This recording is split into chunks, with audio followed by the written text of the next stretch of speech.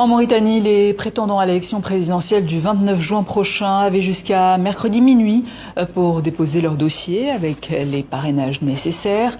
L'ex-président Mohamed Ould Abdelaziz, condamné en première instance à 5 ans de prison ferme et actuellement privé de liberté, a déposé le sien mercredi soir. La correspondance de Léa Breuil.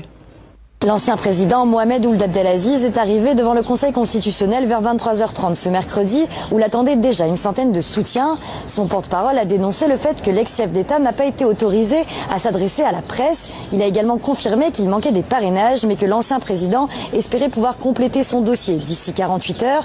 Depuis plusieurs jours, ses soutiens dénoncent l'actuel système de parrainage. Selon Seyidna Ali Khouna, représentant de l'ex-chef d'État, il permettrait notamment aux partis de la majorité présidentielle qui détiennent la quasi-totalité des mairies de pouvoir choisir leurs concurrents. Tous les officiers de police judiciaire ont eu la consigne de ne pas signer sur un papier où il y a le nom de Mohamed Ould Abdelaziz.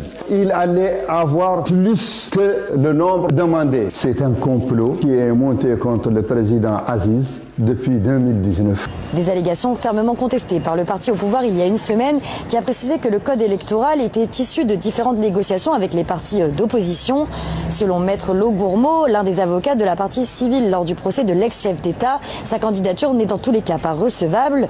Il précise que le président jouit toujours de ses droits civiques, mais met en avant l'article 28 de la Constitution mauritanienne qui prévoit que le président de la République est rééligible une seule fois. C'est beaucoup plus lié à son statut d'ancien président de la République, ayant exercé 2 fois la charge de président, que va se poser la question de savoir est-ce que oui ou non il est en mesure d'être candidat. Il ne peut pas faire plus de 2 mandats.